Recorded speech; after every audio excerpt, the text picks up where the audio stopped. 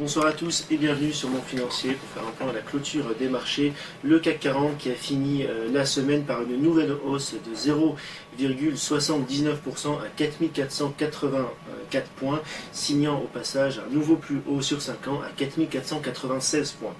Les indices européens avaient débuté la journée en hausse, dans la continuité de la hausse hier, due à l'intervention de Mario Draghi, qui a certes maintenu le taux directeur de la BCE à 0,25%, mais qui dans son discours a fait un pas assuré vers la prise de mesures d'assouplissement quantitatif si les perspectives de l'inflation venaient à se détériorer encore plus. C'est en tout cas l'avis de plusieurs analystes.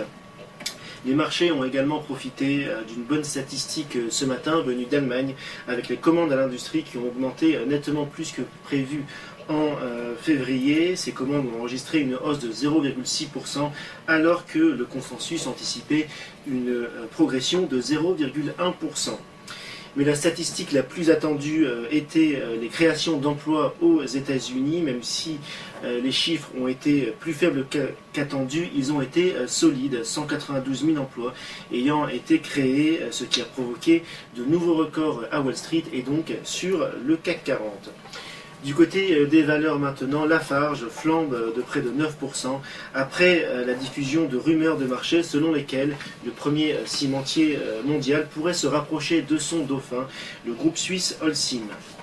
Renault progresse de 2,95% à 72,93 €, aidé par UBS qui est passé de neutre à achat sur le titre.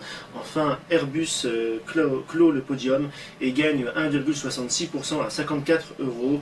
Delta Airlines envisagerait de se porter acquéreur d'un maximum de 50 gros porteurs pour un montant estimé à plus de 10 milliards de dollars. Du côté des baisses, Alcatel subit de fortes prises de bénéfices et perd 2,40%, mais le titre gagne quand même 2,5% sur la semaine.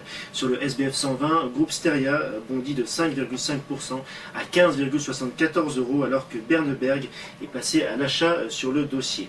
Rémy Cointreau gagne 3,59% à 61,20 € sur des rumeurs d'OPA de la part de Brown Forman. Du côté des baisses maintenant, Numéricable perd 5,25% à 26,43 €.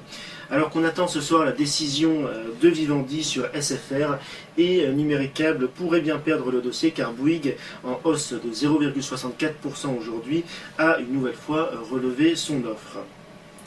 Sur le marché des changes maintenant, l'euro baisse légèrement face au dollar de 0,14% à 1,37 $, après avoir touché aujourd'hui un plus bas d'un mois à 1,3673 $. La monnaie unique perd 0,61% face au yen et 0,16% face à la livre. Enfin, le Brent rebondit de 0,68% à 106,5 $ le baril, tout comme l'or qui gagne 1% à 1300 $ l'once. Voilà pour la clôture, je vous souhaite